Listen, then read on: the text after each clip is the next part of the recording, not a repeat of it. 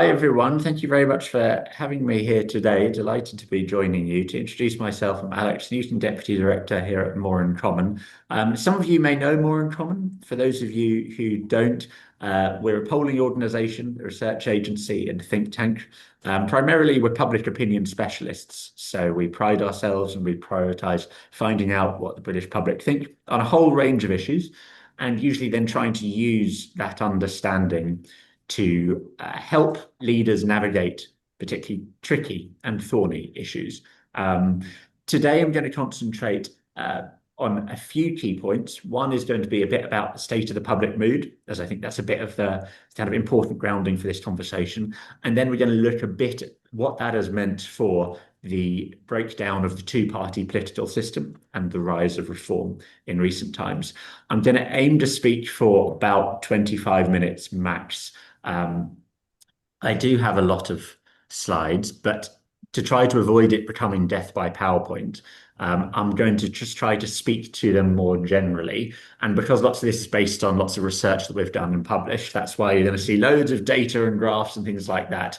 But it's more the backdrop. And the conversation that we will then have after that will hopefully just be based off some of this material. I will also apologize in advance that I'm quite terrible at keeping track of Zoom chats.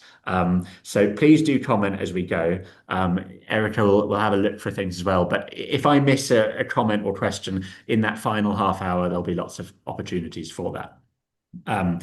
So to start us off, I want to start by talking about where the public is at and the public mood today. And the short answer for that is that it's not particularly good. We've conducted thousands and thousands of interviews, focus groups, surveys, and one of the things we like to do is to ask people to describe in a word or two what they think is the key word they'd use to describe Britain today. And the one that comes through across most strongly and most frequently is broken. And there's actually been a bit of an interesting debate between some political parties about whether it is good or not to talk about broken Britain. The interesting point we would make is that it is the word Britain's most often used to describe Britain today in their own words. And there are quite a few kind of reasons and underlying drivers for this that I'm going to talk about. But not only do people think that Britain is broken, they tend to think things are getting worse. We've been polling on whether people think the country is on the right track or the wrong track, things are getting better or worse for a while. And there has been a bit of a notable uptick in the kind of last 18 months ago, where now more than 7 in 10 Britons think that things are getting worse today. And in terms of some of the key issues, to be honest, the key issues that face Britons haven't changed for quite a while. The salience of one of them has changed. So the cost of living has been top of Britain's minds for years now as the key issues that most Britons say is the most important issue to them. The other two have been about supporting the NHS and levels of immigration. And the most notable change there that we've kind of drawn attention to in that graph was that in the summer, last summer, levels of immigration overtook the NHS as the second most important issue to Britons today. But so what's underlying the public mood? What is the kind of overwhelming driver or underlying factors that shape this? Well, we conducted a huge piece of research last year, both about the country generally and then also a bit about the implications for the political system and reform. And we identified 4 key drivers. The first driver is this crisis of trust in national institutions. I think we actually take this for granted quite a lot, but sometimes we don't fully think about the implications. It's kind of almost a bit of a truism that people don't trust politicians. But actually, the scale and depth of this is quite unprecedented. 87% of people don't have much trust in politicians. Fewer than 1 in 5 would trust any of the main party leaders to watch their bag for them. So this is when we ask kind of more almost slightly jokey questions about, would you trust Ed Davey to watch your bag in a pub? That level of trust and the lack of trust in politics as a whole is incredibly widespread. And there's also this wider feeling of exhaustion both with politics, but exhaustion with people's lives being quite difficult. In 2024, Keir Starmer was elected on a platform of change, and that was a very popular platform. People wanted change.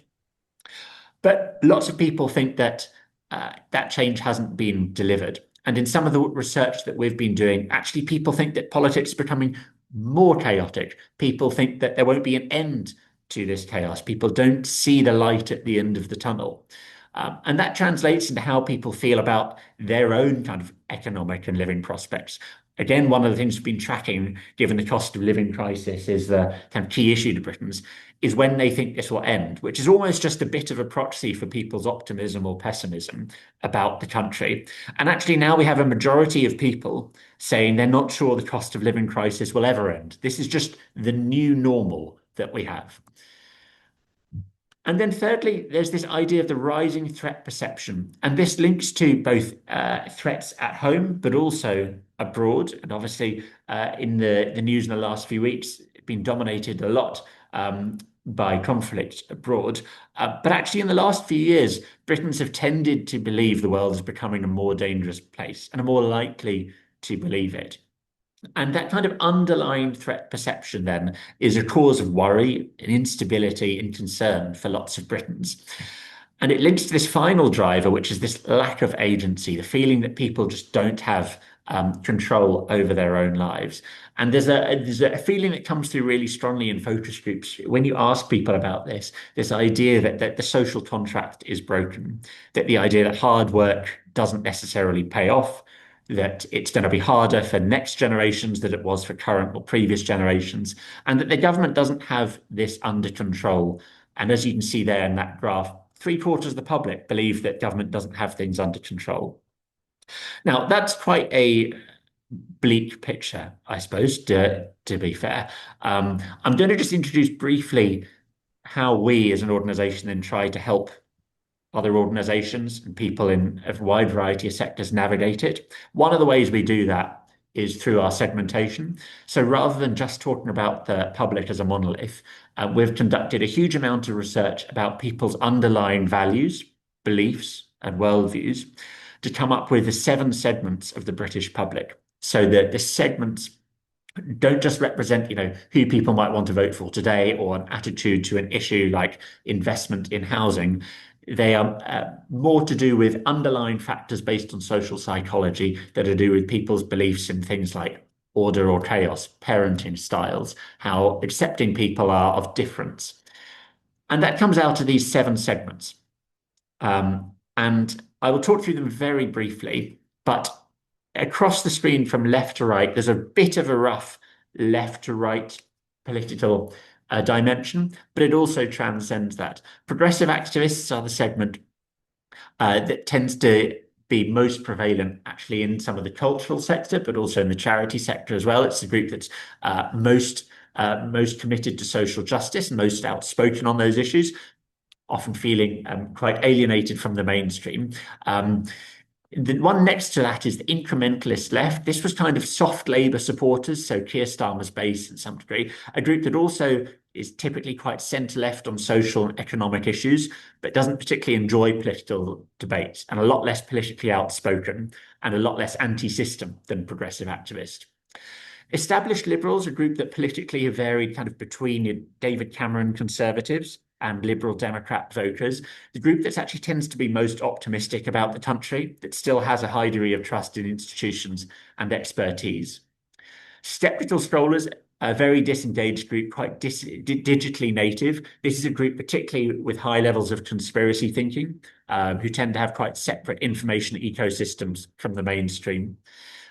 Rooted patriots are what used to be called the kind of red wall voters, so people often in deindustrialized towns and cities feel quite overlooked by elites, and were kind of the key voters or hero voters, as they're called, in general elections, from swinging from Conservatives in 2019 to Labour in 2024.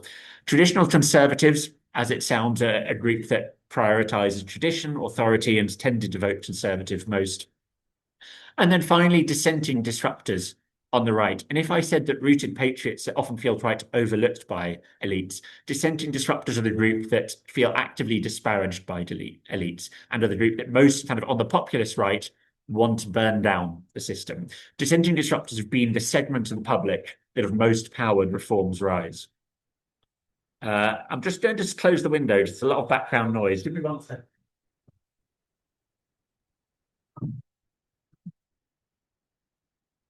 That's a lot better. I don't know if you could hear that. Otherwise, it was just terrible for me. Okay, great, you couldn't. Um, these segments, one of the, I suppose, key things of thinking of segments and the key practical applications of segments is the idea of being able to say that actually not all the public believes this, and some of the people who believe it might not represent the public as a whole. So, for example, uh, often in the sector that I work in for a not-for-profit, and in the cultural sector as well, we tend to have lots of progressive activists. We tend to have lots of people who have a certain political worldview. And it can lead to us thinking that as a result, that is the most prevalent worldview. Actual fact, progressive activists are 12% of the population, and much smaller, for example, than that dissenting disruptor segment on the populist right.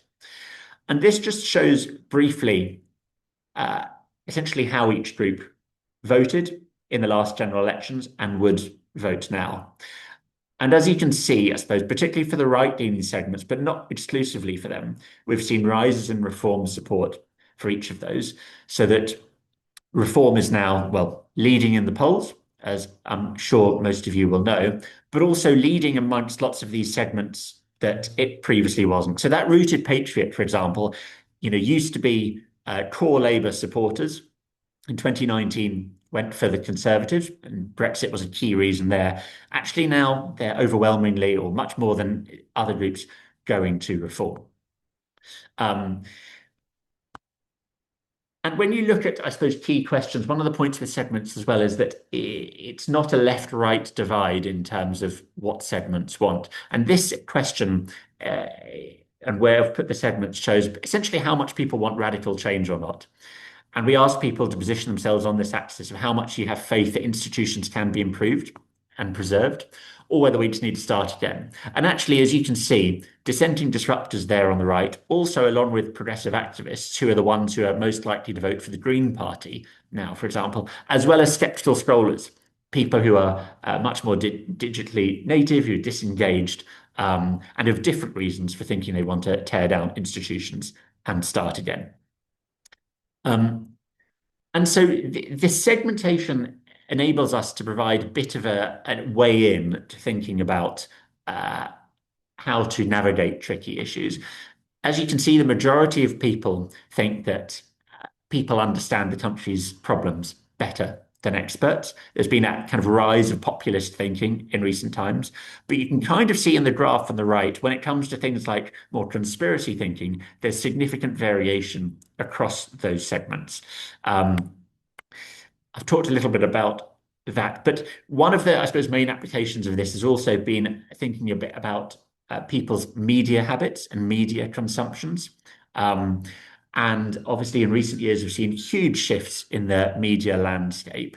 One of the, I suppose, notable shifts has been the rise, not just of social media, but of independent journalists working, on Substack and their own outlets.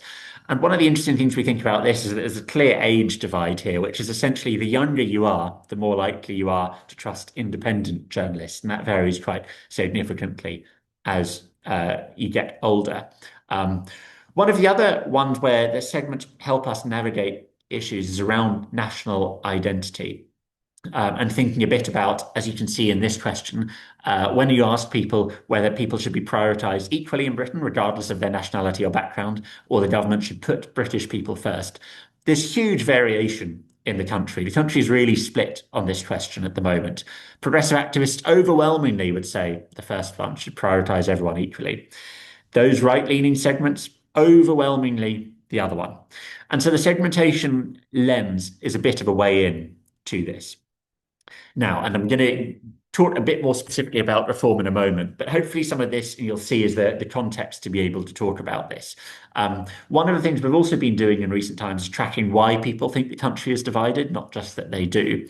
And in December, for the first time in our tracking, immigration overtook wealth as the key divider for Britain. So now more people think that Britain is divided between immigrants and those who are born in the UK than they do between rich and poor. And that's quite a significant shift.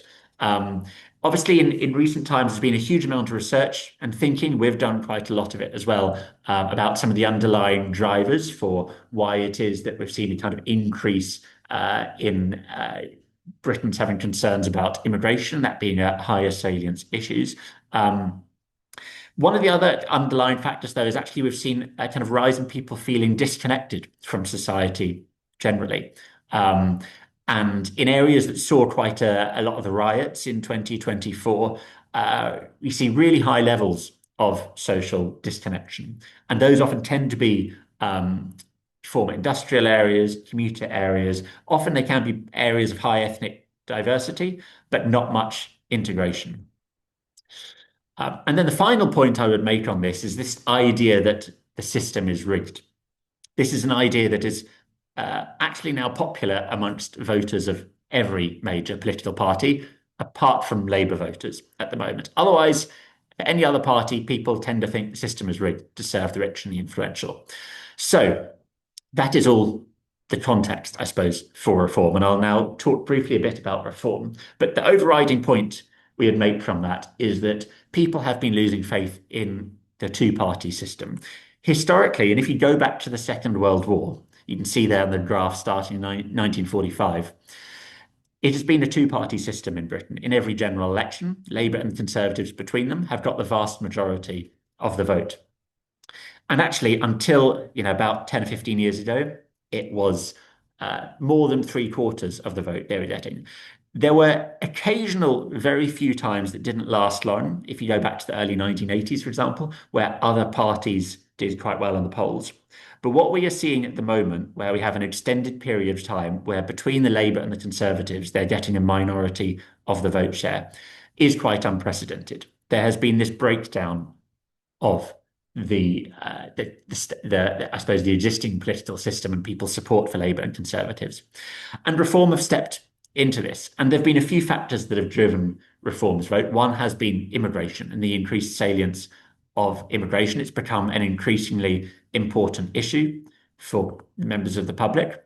But another, as well, has been some of the divides in the country generally. And one of the things our research identified is that formal education, so as in having a degree, is quite an interesting divide of party vote share at the moment. If you look, for example, at young men without degrees and young men with degrees, huge variations there in the terms of the numbers or the percentages there, rather, voting for reform. And so actually, particularly for young men without degrees, we see quite a large association with the reform vote at the moment. But another factor actually is Nigel Farage. Nigel Farage is actually quite a popular politician comparatively. I say that comparatively because most politicians are very unpopular at the moment. He is less unpopular than some others, even though he's a very divisive figure. And here you can see that he's quite popular with his supporters, more so at least than lots of the other party leaders, although Kemi Badenoch has had a bit of a resurgence in recent times. And just linking back to some of the themes I've talked a bit about earlier that you've heard me talk about, some of the stuff we've seen emerge in the country in the last few years is social disconnection and threat perception. Reform voters tend to have higher levels of social disconnection, feelings of social disconnection, and feel worried about the state of the world. And somewhere, an area where Green voters and Reform voters have a lot of similarity is this kind of anti-system tendency. So if you think of those questions I was showing you earlier about, shall we reform institutions, shall we burn them down? Both Greens on the left and Reform on the right are increasingly of the view we need to just let them burn. And that is, again, I suppose, part of that anti-system sentiment that has been rising in recent years. But then the other key point I want to make is that if I were giving this presentation a year ago, we would have been talking a bit about how reform support is to some degree slightly out of line with the public, or at least as a smaller segment of the public that might have slightly different views. Actually, that has changed. And as you will have got the sense from this presentation already, reform supporters now tend to be more in line with the median British voter. On lots of the issues I've been talking about around threat perception, around social disconnection, about pessimism, about wanting to burn down institutions, it's not that reform voters are outliers. It is that that is where Britons tend to be at the moment. And even on social issues, there used to be a bit of a preconception that reform supporters might be more outliers on social issues when it comes to things like gender roles, when it comes to abortion, when it comes to gay rights. You can see in these graphs, reform supporters now aren't particularly outliers anymore on these issues. They tend to be quite similar to the median British voter. So what does this mean? Well, obviously, as pollsters, to some degree, people want us to say what's going to happen in the future, and we try to avoid making predictions because that's always a dangerous business to be in. We did release the results this weekend of our latest MRP, and MRP is a kind of polling model that shows a constituency breakdown of what the latest kind of voter intention polls would show at a general election, which had Reform taking 324 seats, one short of a majority, slightly down from where they were. Um, but yeah, an overwhelmingly strong result for Reform. Um, and in the West Midlands in particular, Reform would be taking the majority of the seats. And actually, just yesterday, we were doing some polling that was released for ITV about the upcoming local elections. Reform and Labour pretty neck and neck in Birmingham. In terms of how that will play out for council seats remains to be seen. But again, it's very close at the moment. And these are historic shifts. These are huge shifts. Of course, Reform as a party, but also in terms of the support for more right-leaning parties, this is quite a shift from what had been 5 or so years ago. I'm just going to end finally by talking a little bit about some of the potential challenges, but then also opportunities for people more generally in civil society.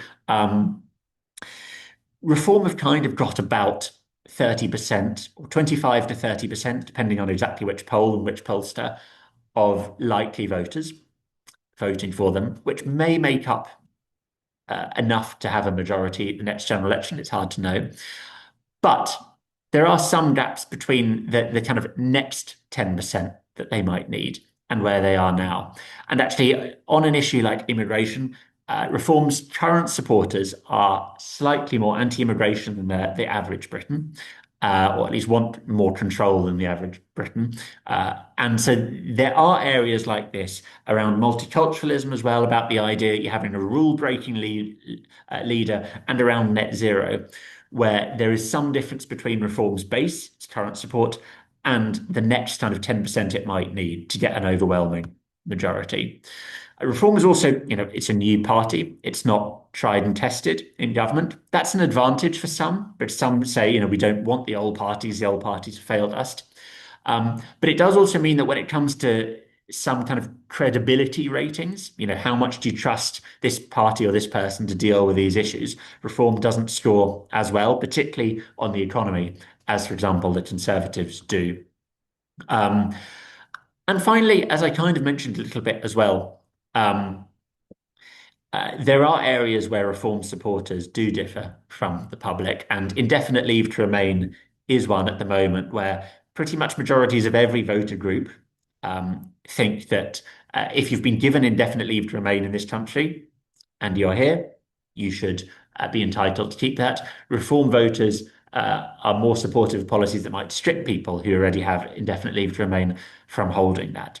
And how Reform handles some of those differences and those issues over the coming years might be quite significant for whether they can assemble a broad coalition for government. So I'll end just with a few points of kind of overriding themes that are coming through. One is this politics of can. I mean, the people and parties who've thrived in recent years, Nigel Farage, Zach Palancy more recently, are those who talk about what they can do, not what they can't do. And something that's been very striking to us in lots of the focus groups we do is people's complaints about the feeling that governments say they can't do much or they don't have the power to do this. And there's a strong desire from people for government to be decisive, to act, to take action. I think the parties that capitalize on that are the ones that are going to be successful. Of course, what's happening internationally plays a key role in, I suppose, shaping Britain's mindsets, but also appetite for risk tolerance. Britons overwhelmingly now think the world is more dangerous than the world they grew up in. Again, how Reform and how other parties navigate some of the foreign policy challenges that are happening now, but also on the horizon, are going to be quite key. We've done some research more recently, tried to dive into some of the drivers of everything I've been talking about and populism a little bit, and also showing the difference between the anti-system vote. So on the right, the Reform anti-system vote, and on the left, the Green anti-system vote. They're actually quite distinct. Green Party voters tend to be kind of younger in more urban areas, often quite diverse communities, usually renters and might be working, but still struggling to make ends meet. Reform tend to be, or might be slightly older, in more, post-industrial towns, and actually have different sorts of deprivation that they're experiencing. Again, how parties navigate that will be quite crucial over the coming years. And then finally, for us here, as I said at the start, lots of people, in the sectors that we work in tend to be progressive activists. And we did a whole report on this and about progressive activists about a year or so ago. One of the challenges for people who care passionately about social justice is that their care for social justice is sometimes out of line with the wider public. And here we've shown some of these kind of perception gaps where we ask progressive activists to estimate how much of the country holds a certain view, and then we also do that polling of the country to establish it. And on a whole range of issues, when it comes to the monarchy, when it comes to racism, when it comes to climate change, progressive activists routinely think that the country is much more progressive than it is. That can be quite a challenging starting point for people who want to try to make the country more progressive. And we would always say, the key thing for campaigners is to be able to persuade people, you need to know where they're at to begin with. And that particularly comes to, I suppose, people thinking about what you can do on a local level. I always try to end on a slightly more positive note, as I know some of my presentations don't always contain huge amounts of positivity about the state of the country at the moment. When you ask people, what are they proud of? Things that overwhelmingly come through are local areas, parks and green spaces, people, neighbours, schools, our culture, they're pretty high up the list. There is a lot that Britons are proud of. It just doesn't tend to be the political system at the moment. Um, there are significant opportunities, I think, there for campaigners, for people in the cultural sector, for NGOs, to use in trying to kind of build both local cohesion, but also bring communities together. I think I've gone slightly over my half an hour, but mostly on time. So I will leave it there and stop sharing my screen so I can see you all slightly more. Fantastic. Thank you, Alex.